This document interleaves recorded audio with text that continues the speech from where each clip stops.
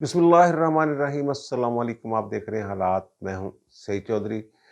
इमरान खान ने अपने मज़मूम मकासद के लिए पाकिस्तान की सालमियत को दांव पर लगा दिया है और आलमी ताकतों को पाकिस्तान में मदाखलत की दावत देने का मनज़्ज़म मनसूबा बनाया है। ये मनसूबा क्या है, ये हम आपके साथ शेयर करेंगे। ये ओपन खुल्लम खुल्ला, कोई खुफिया मनसूबा नहीं, खुल्लम खुल्ला ये वारदात इमरान खान साहब जो हैं ये डाल रहे हैं। और फिर जनरल बाजवा ने, जो हमारी अदलिया है, खासतौर पर सुप्रीम कोर्ट के जजेस, उनको उन्होंने कर दिया नंगा और एक तरह से उनके खिलाफ चार्जशीट जारी कर दिए। अब सुप्रीम कोर्ट उनके खिलाफ तो हिंद अदालत की कार्रवाई करती है या खामोशी इख्तियार करते हैं जजेस, या फिर वो जैसे कहते हैं हमारे जज डरपोक हैं, टिकटॉक से डर जाते हैं, वही मामला होगा। और फिर खबर है कि गिलगित बल्तिस्तान के वज़ीर आला और वज़ीर आज़म आज़ाद कश्मीर पर पाकिस्तानी हुकूमत ने, वज़ारत दाखिला ने कुछ पाबंदियाँ आयद कर दी हैं सिक्योरिटी के हवाले से, उस पर बात करेंगे। लेकिन इससे पहले एक बड़ा रौला पड़ा हुआ सुबह से कि अटार्नी जनरल पाकिस्तान शहजाद अता लाही साहब जो हैं उन्होंने रिज़ाइन दे दिया, इस्तीफ़ा दे दिया है। तो मैंने जब पता किया अटार्नी जनरल ऑफिस से, तो पता चला कि अभी तक ऐसा कोई इस्तीफ़ा जो है वो सामने नहीं आया है। ताहम वो इस्तीफ़ा दे रहे हैं, देने वाले हैं। इस हवाले से जब मैंने बात की वज़ीर कानून आज़म वज़ीर तारड़ साहब से, तो उन्होंने ये कहा कि बात ज़रूर हुई है और 11 बजे, क्योंकि केस नहीं था, तो वो इस्लामाबाद से लाहौर आ गए, जिसके बाद ये खबर जो है ये गर्दिश में आ गई और मुख्तलिफ टीवी चैनल्स ने ये खबर चला दी कि वो उनका इस्तीफ़ा हो गया, इस्तीफ़ा दे दिया है। जबकि ताहाल उन्होंने इस्तीफ़ा नहीं दिया, ताहम इस्तीफ़ा आ सकता है। अब ज़राए ये कह रहे हैं कि बात क्या हुई है उनके साथ। ज़ाहिर है अब जो केस आ रहा है, बहुत बड़ा केस है, इलेक्शन वाला, और फर्स्ट इंप्रेशन का केस है, पहली मर्तबा ऐसा हुआ है इस मुल्क में, और वो मामला जाएगा सुप्रीम कोर्ट में। उसमें शेख रशीद साहब ने जो दरख्वास्त है, वो तो उन्होंने दरख्वास्त तैयार करके जमा करवा दी है, लेकिन वो अभी नंबर नहीं लगा, कोई ऑब्जेक्शन वगैरह लग गया। एडवोकेट रिकॉर्ड कह रहा है कि आज यानी हफ्ते वाले दिन उस पर कोई नंबर शंबर लग जाएगा। और दूसरी पीटीआई की तरफ से जो दरख्वास्त है कि जो इलेक्शन मुलतवी किए हैं उसके खिलाफ पंजाब में और केपी में भी डेट दे दी है गवर्नर ने, उन्होंने कहा वहाँ भी 8 अक्टूबर को करवा दें। तो वो अली जफ़र साहब जो हैं वो दरख्वास्त तैयार कर रहे हैं और वो भी हो सकता है आज हफ्ते को जब पीर वाले दिन वहाँ दाखिल हो जाए। तो इसकी पेशबंदी कर रही है हुकूमत, कोई मनसूबाबंदी कर रही है कि इस केस को कैसे लड़ना है। ये मैंने बता दिया है कल के व्लॉग में कि जनाब ये तमाम अदारे जो हैं हुकूमत और इलेक्शन कमीशन समेत एक पेज पर हैं। अब सुप्रीम कोर्ट में उन्होंने बड़े धांसू तरीके के साथ इस केस को लड़ना है, हल्का नहीं पहना। जैसे पहले मुफाहमत और ये और वो मसालत, इन चक्करों में पड़ जाते थे, वो कहते हैं कि वो ऐसा नहीं करना। अगर वहाँ लड़ाई करना पड़ी अदालत के अंदर, तो उन्हें ऐसा वकील चाहिए होगा अटॉर्नी जनरल के तौर पे, या किसी हुकूमत की तरफ से, या इलेक्शन कमीशन की तरफ से कुछ ऐसा वकील चाहिए होगा जो जजेस के साथ खुल के बात कर सके और किसी दबाव में ना आए। तो राणा सनाउल्लाह साहब ने भी ये कहा है कि उन्होंने खुद फैसला किया अटॉर्नी जनरल ने अपना ओहदा छोड़ने का, और जिस तरह दफा करना चाहिए था पिछले मुकदमात में, वो उस तरह नहीं कर सके। एक तरह से उनकी नाकामी है। और फिर एक तो इसमें ये देखेंगे, जो मुझे पता चला है, कि बेंच कौन सा बनता है। बेंच पे बड़ा डिपेंड करता है। हम कहते हैं ना, हम ख्याल बेंच और फलाना बेंच और टिमकड़ा बेंच। बेंच की तश्कील से अंदाज़ा हो जाएगा कि अदालत का मूड क्या है।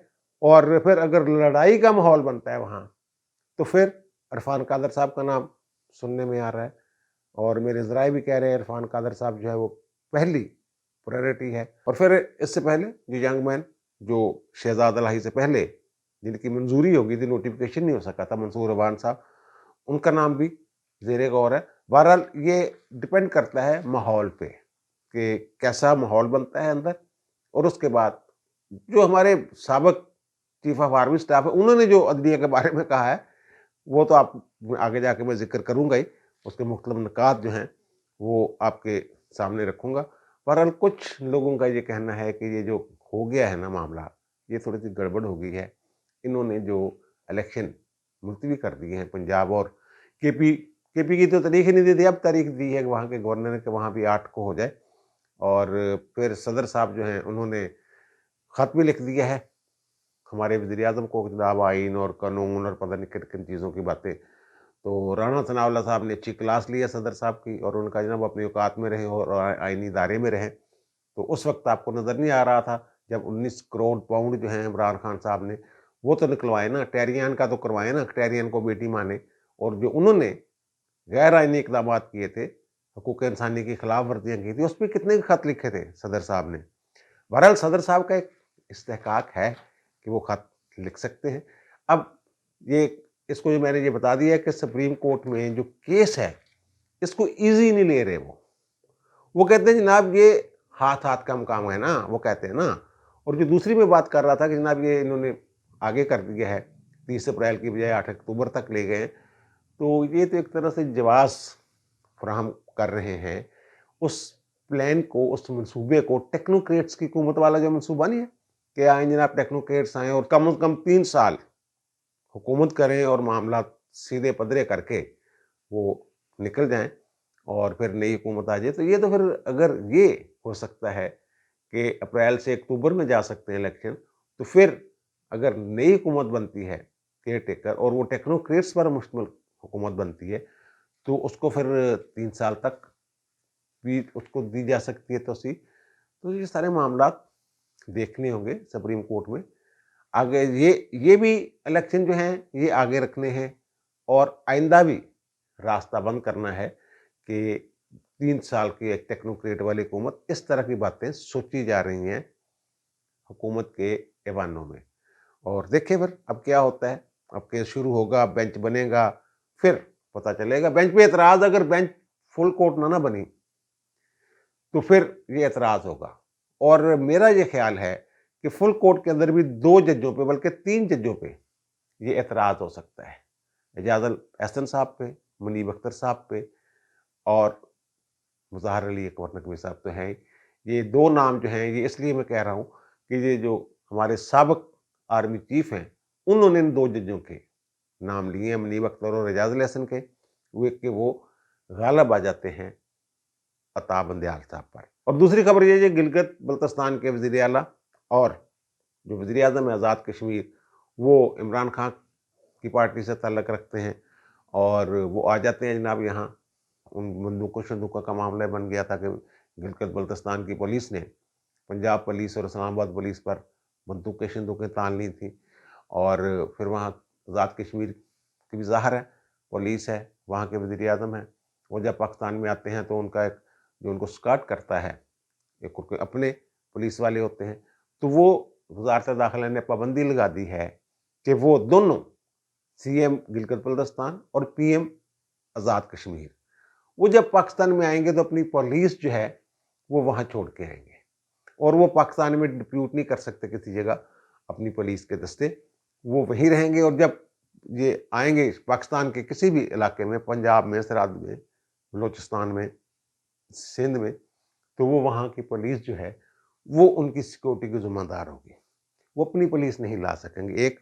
और दूसरी खबर ये है कि ये जो इमरान खान ने रखे हुए हैं निजी सिक्योरिटी एजेंसीज़ के गार्ड अपनी हिफाजत के लिए, तो वो ये हुक्म जारी कर दिया गया है तमाम सिक्योरिटी एजेंसियों को कि वो उनके जो गार्ड होंगे वो पुलिस के सामने, किसी भी पुलिस के सामने या किसी भी लॉ एनफोर्समेंट एजेंसी के सामने वो हथियार नहीं निकाल सकेंगे। अगर हथियार देखे गए तो ना सिर्फ उन्हें गिरफ्तार कर लिया जाएगा, मालिक के खिलाफ भी कार्रवाई होगी। और जो निजी सिक्योरिटी एजेंसी है, जितनी भी निजी सिक्योरिटी एजेंसी हैं, ये सारे रिटायर्ड फौजी हैं, फौज के अफसरान हैं। तो मुतलका जो निजी सिक्योरिटी एजेंसी है उसका जो लाइसेंस है वो मनसूख कर दिया जाएगा, यानी कारोबार बंद। अब आते हैं जनाब जनरल बाजवा साहब की तरफ। जनरल बाजवा साहब ने पहले भी 2-3 इंटरव्यू दिए, जवेद चौधरी को दिया, मंसूर खां को दिया। उन्होंने फिर उनकी मुख्तलिफ चीज़ें जो हैं वो कौम के सामने रखी कि जनाब बाजवा साहब یہ فرما رہے ہیں۔ اب شاہد میتلا صاحب نے ان کا ایک انٹرویو کیا ہے بڑا طویل، اور اس کا انہوں نے جو دوسرا ہے پارٹ 2 وہ انہوں نے جاری کر دیا ہے، اور وہ اس میں جنرل باجوہ صاحب نے یہ کہا، جب ان سے پوچھا نا 63A والا جو معاملہ ہے، میں بھی کہہ رہا ہوں کہ جناب اس نے بڑا نقصان پہنچایا ہے منحرف اراکین کہ کہتے ہیں ووٹ کاسٹ ان کے وہ گنتی میں شمار نہیں ہوں گے، گنتی نہیں ان میں، وہ گنتی میں شامل نہیں ہوں گے۔ تو اس حوالے سے انہوں نے یہ کہا جناب میں نے تو نہیں کروایا تھا، لیکن جو عمر عطا بندیال صاحب ہیں نا، وہ ایک کمزور شخص ہیں، چیف جسٹس پاکستان، دباؤ برداشت نہیں کر سکتے۔ جسٹس اعجاز الاحسن اور جسٹس منیب اختر عمر عطا بندیال پر غالب آ گئے، اور انہوں نے یہ فیصلہ، وہ کہتے ہیں منیب اختر نے یہ فیصلہ لکھا، اور وہ کہتے ہیں کہ جج بھی سمجھتے ہیں، اور اس سے عدم استحکام پیدا ہوا، وہ کہتے ہیں جج بھی یہ سمجھتے ہیں یہ غلط ہو گیا ہے، اب اس کو ریورس کرنا چاہتے ہیں، لیکن انہیں سمجھ نہیں آ رہی کہ اس کو کس طرح ریورس کیا جائے۔ پھر باجوہ صاحب نے یہ بھی کہا کہ کچھ ججز جو ہیں نا وہ پی ٹی آئی کے حامی ہیں، ججوں کی بیگمات اور ان کے خاندان کے دیگر افراد یعنی بچے بچے، وہ آپ کو پتہ ہی ہے کن کے بچے ہیں، وہ سوشل میڈیا پہ وہ ایکٹیو ہیں، وہ تحریک انصاف کو پسند کرتے ہیں۔ یہ بچے جو ہیں ججوں کے یا بیگمات، یہ بھی ججوں کے فیصلوں پر اثر انداز ہوتے ہیں، یعنی وہ آئین اور قانون کے مطابق فیصلے نہیں کرتے، اپنی بیگمات اور بچوں کی مرضی سے، اور پی ٹی آئی کی ظاہر ہے وہ حامی ہیں، وہ تو خود ان کے فیصلوں سے بھی یہ چیز جھلکتی ہے۔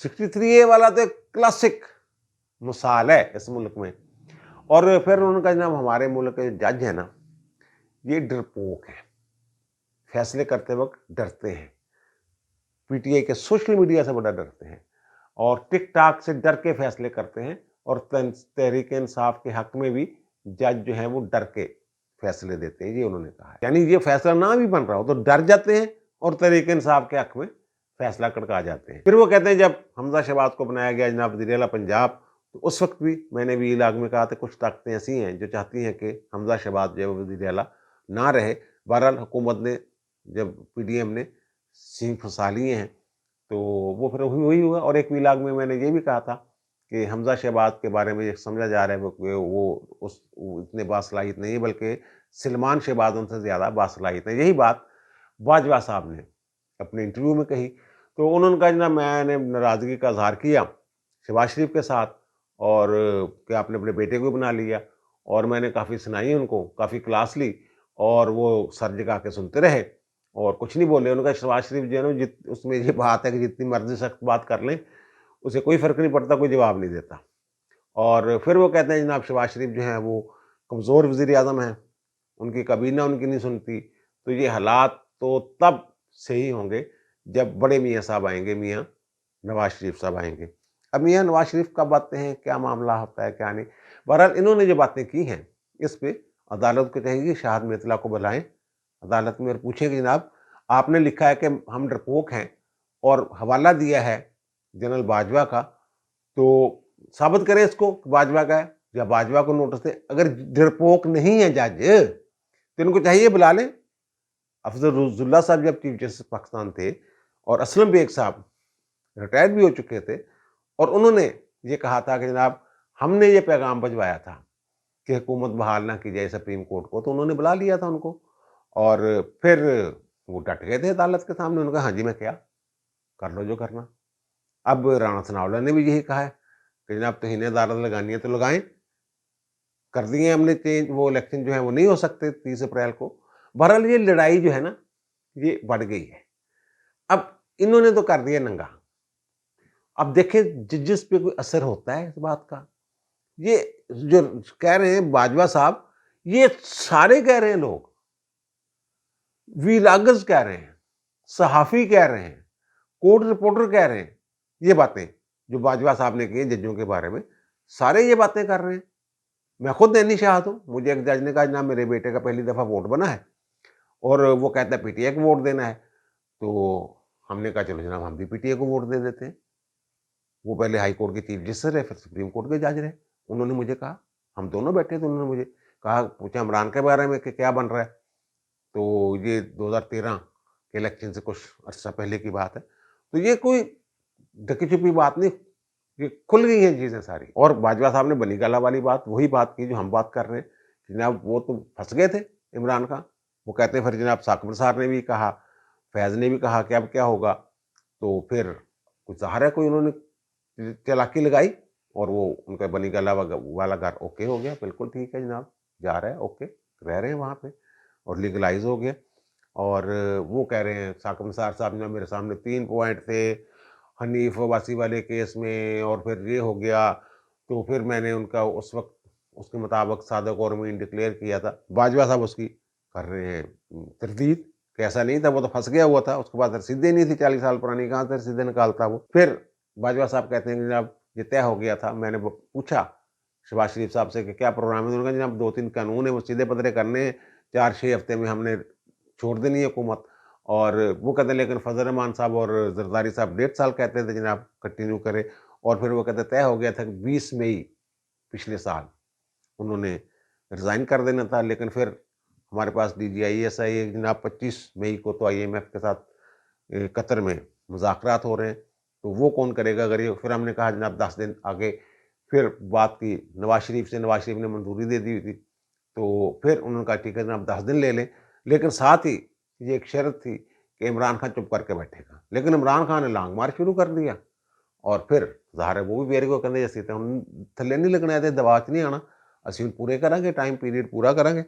اور وہ کہتے ہیں جناب جو 25 مئی والا واقعہ تھا جو روکا تھا لانگ مارچ، وہ کہتے ہیں رانا ثناء اللہ کی اپنی گیم تھی، رانا ثناء اللہ کی اپنی کوشش، ہم اس میں نہیں تھے، اور رانا ثناء اللہ نے پھر روکا اس کو۔ عدلیہ کے لیے ڈوب مرنے کا مقام ہے اگر یہ باتیں سچ ہیں۔ اچھا اب باتیں جناب اس خطرناک سازش کی طرف جو عمران خان کھلم کھلا کر رہے ہیں۔ عمران خان نے پھر کہا ہے کہ جناب جو پاکستان میں حقوق انسانی کی خلاف ورزیاں ہو رہی ہیں، فاشزم ہے جہاں پہ، فسطائیت ہے، تو ہم عالمی جو تنظیمیں ہیں حقوق انسانی کی ان کو خط شط لکھیں گے۔ چلو یہاں تک تو بات ٹھیک ہے، لیکن انہوں نے ایک اور چال چلی ہے، جو باہر رہتے ہیں نا اوورسیز پاکستانی، خاص طور پہ یورپ میں، ان کو یہ ابھار رہے ہیں کہ وہ پاکستان کی ایک گھنونی اور مکروہ تصویر جو ہے وہ وہاں کے پارلیمنٹیرین نمائندگان، عوامی نمائندگان، کانگریس ارکان امریکہ میں، ان کے سامنے یہ رکھیں۔ اب اس سلسلے میں انہوں نے جو ان کے گروپ ہیں، واٹس ایپ گروپ، وہاں اندلیب عباس صاحبہ جو ہیں ان کا ایک 2-3 منٹ کا کلپ ہے، ایک پیغام ہے جو انہوں نے جو اوورسیز پاکستانی ان کے نام جاری کیا ہے، اس کا ایک حصہ جو ہے وہ ہم آپ کو دکھا رہے ہیں، باقی میں تفصیل بتاتا ہوں آگے جا کے کہ آگے کیا ہوتا ہے۔ آپ نے ہم نے ویب سائٹ بنائی ہے آپ کے لیے آسانی کے لیے کہ آپ اپنے پارلیمنٹیرینز جو وہاں ہیں، کانگریس مین، سینیٹرز کو لکھ سکیں کہ پاکستان کے اندر کیا غنڈائزم ہو رہا ہے، اور اس کے لیے یہ ہے جی اس ویب سائٹ کا ایڈریس، آپ نے اس ویب سائٹ پہ جانا ہے۔ نمبر 1، یہ بہت خطرناک کھیل ہے، میں بار بار اپنے ذاتی مذموم مقاصد کے لیے ریاست پاکستان کے لیے مشکلات پیدا کرنا چاہ رہے ہیں یہ لوگ۔ انہوں نے ایک ویب سائٹ بنائی ہے، اور اس ویب سائٹ میں یہ ان کو لنک شنک دیا ہوا ہے کہ جناب یہ ویب سائٹ آپ کھولیں گے نا جب، تو پھر وہ ملک کا نام اس میں جو ممالک ہیں جن کی وہ ویب سائٹ ہے، جس میں ان کے ارکان اسمبلی، کانگریس کے ارکان، پارلیمنٹیرین، عوامی نمائندگان، ان کے نام ہیں، وہ اس ویب سائٹ کا حصہ ہے۔ وہ اس کو جب کلک کریں گے ویب سائٹ کو، تو وہاں کینیڈا، برطانیہ، امریکہ، آسٹریلیا اور ادر پارٹس، بالخصوص ان ممالک کے جو پارلیمنٹیرین ہیں وہ اس میں شامل ہیں۔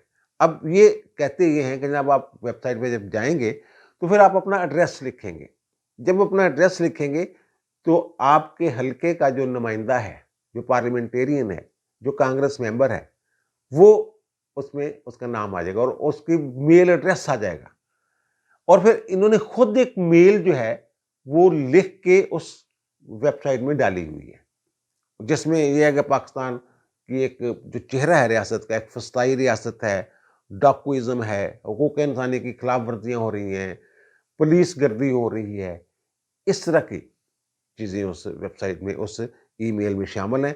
پھر وہ اس کو سینڈ کر دیں گے، اور پھر اس کی کاپی ریسیو ہوگی واپس ان کو. نہ صرف کاپی ریسیو ہوگی کہ بلکہ جس کو ای میل گئی ہوگی وہ اس کا فون نمبر بھی آ جائے گا ان کے پاس. یہ بڑی جدید قسم کی ویب سائٹ انہوں نے ڈیولپ کی ہے. تو پھر وہ کہتے ہیں کہ آخر میں وہ کہتی ہیں کہ پھر آپ نے بیٹھنا نہیں ہے یہ میل کر کے, پھر اس نمبر پہ آپ نے اس بندے کو یاد دہانی کرواتے رہنا ہے کہ جناب میں نے آپ کو میل کی ہوئی ہے. ظاہر ہے وہ اس کے علاقے کا ووٹر ہوگا بندہ, تو وہاں تو لوگ سنتے ہیں اپنے ووٹر کی آواز, تو پھر وہ اس کو کہیں گے جناب آپ اس کو آواز اٹھائیں. ان سے تو ظلم خلیل ذات سنبھالا نہیں جا رہا. روزانہ وہ ایسا بیان دیتا ہے, یا پرانے جو کھنڈ قسم کے سفارتکار ہیں ریٹائرڈ, وہ نہیں سنبھالے جا رہے ہیں. یہ تو بھائی کانگریس مین ہوں گے, پارلیمنٹیرین ہوں گے, عوامی نمائندے ہوں گے, پی ایم ہوں گے, جب یہ اپنے فورم پہ آواز بلند کریں گے, قراردادیں پاس ہونا شروع ہو جائیں گی, یا پوائنٹ آف آرڈر پر لوگ بات کریں گے, یا اسمبلی کے اندر تقریریں ہوں گی, تو پھر پاکستان پر کس قسم کا پریشر پڑے گا. آپ سمجھ لیں اس معاملے کو. وہ جب بینظیر بھٹو صاحبہ نے اقتدار میں آئی ہیں پہلی مرتبہ, انہوں نے جو گورنر تھے سرحد کے, اس وقت صوبہ سرحد ہوتا کے پی جو ہے فضل حق, ان پر جب الزام لگا دیا تھا انہوں نے, منشیات کی اسمگلنگ وغیرہ کا کام ہوتا تھا سرکاری سرپرستی میں, تو بڑی مشکلات پیدا ہو گئی تھیں وہ پاکستان کے لیے. نہ صرف پاکستان کے لیے بلکہ بعد میں بینظیر بھٹو کے لیے بھی مشکلات پیدا ہوئی تھیں. اب عمران خان کھلم کھلا یہ گیم کرنا چاہ رہے ہیں کہ جب پوری دنیا کو, تمام عالمی طاقتوں کو یہ کہہ رہے ہیں ان کے ووٹروں کے ذریعے جو پاکستانی ہیں کہ پاکستانی حکومت پر چڑھائی کر دیں. پاکستانی حکومت کیا ہے, پاکستانی ریاست پر چڑھائی کر دیں, اس لیے کہ مجھے وزیر اعظم بننا ہے. اور خود قانون اور انصاف کے جو یہ جھنڈے گاڑے ہوئے ہیں انہوں نے, آپ کے سامنے ہی ہے.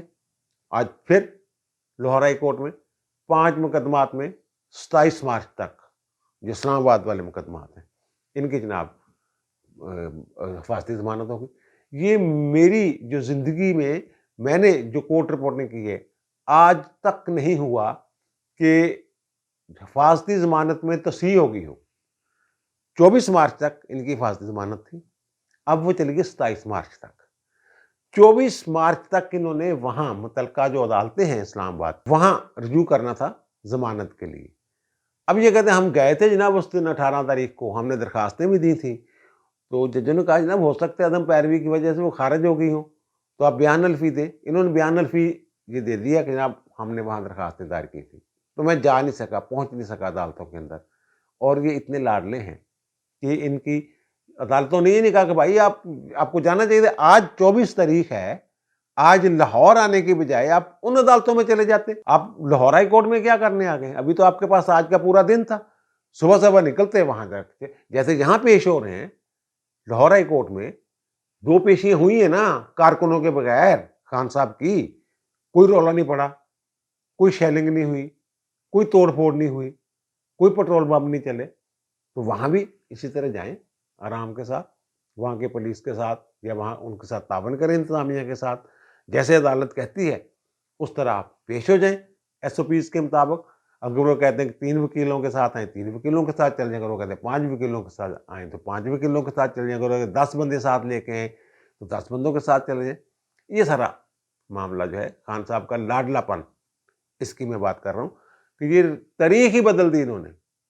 جو باجوہ صاحب ہیں جج ڈرپوک ہیں, ٹک ٹاک سے ڈر جاتے ہیں, تو تاریخ ہی بدل گئی, قانون ہی بدل گیا کہ جناب انٹرم بیل جو حفاظتی ضمانت ڈسپوز آف ہوگی درخواست, دوبارہ پھر ایک درخواست آتی ہے, دوبارہ پھر ضمانت لے لی جاتی ہے. عجیب یہاں مذاق لگا ہوا, مذاق بنا ہوا ہے. اور پھر اگر تنقید کرتے ہیں تو کہتے ہیں جناب عدالتوں پہ تنقید برداشت نہیں ہوگی, عدالتیں کو مقدس گائے ہیں, ان کے خلاف تنقید کیوں؟ اگر صحیح کام کریں گے تو تعریف بھی تو ہوتی ہے نا. جو ظاہر ہے کئی ججوں کے اوپر جب الزام آتا ہے بلا وجہ کا, میں نے بھی لا کیے ہیں 1-2 اس پہ کہ یار یہ تو ایسے جج ہیں جن کے اوپر انگلی نہیں اٹھائی جا سکتی, یہ ایمی بس رولا چولا ڈال رہے ہیں, ان کے ججوں کے اوپر بے جا تنقید ہو رہی ہے. تو یہ جو صحیح واقعتاً یہ حرکتیں کر رہے ہیں تو ان کے اوپر کیوں نہ انگلی اٹھے گی؟ وہ جناب آپ کو نتائج بھگتنا پڑیں گے اگر غلط ایفیڈیوٹ دیا. اور بھائی قانون یہ کہتا ہے کہ آپ دوبارہ لے ہی نہیں سکتے, لیکن نہیں جی بس 199 کے تحت بڑے اختیار ہوتے ہیں ہمارے پاس، اور یہ ہم نے لے لی میرے بس ضمانت، جائیں جی موج کریں 27 تک۔ یہ سر صورتحال ہے۔ جو بھی ملک میں سیاسی، معاشی، ہر قسم کا عدم استحکام ہے، اس کے ذمہ دار میں یہ عدالتوں کے فیصلے ہیں۔ یہ میں نہیں کہہ رہا، یہ جنرل باجوہ صاحب نے فرمایا ہے، اور جنرل باجوہ صاحب تھوڑا ہی کیتا کرے نا سارا کچھ، تسی انہوں نے پیچھے سے نہ پہلو، فیض میرے پاس آیا، فیض نے مجھے یہ کہا، پھر فلاں میرے پاس آیا، فلاں نے مجھے یہ کہا، فیض نے کہا جناب ایک دفعہ ملاقات کر لیں وزیر اعظم سے، یعنی سابق وزیر اعظم سے عمران خان سے۔ میں نے کہا میرے گھر آ جائے، انہوں نے کہا نہیں جناب وہ ایوان صدر میں چل جائیں، مجھے بڑا ملا ایسے جیسے بات ہی کوئی نہیں ہوئی۔ اس طرح کی ملاقاتوں کی داستان شاستان، یہ تو پہلے بھی وہ بیان کر چکے ہوئے ہیں، اب پھر انہوں نے بیان کیے، لیکن کچھ باتیں اور بھی انہوں نے کی ہیں۔ جو ڈرپوک والی جو بات ہے، یہ تو دل کو بھی لگتی ہے کہ ٹک ٹاک سے ڈر جاتے ہیں یہ جج۔ اب دیجیے مجھے اجازت، انشاءاللہ دوبارہ ملاقات ہوگی نئے بھی علاقے کے ساتھ۔ اللہ تعالیٰ آپ پر، مجھ پر، ہم سب پر مہربان رہے۔ اللہ حافظ۔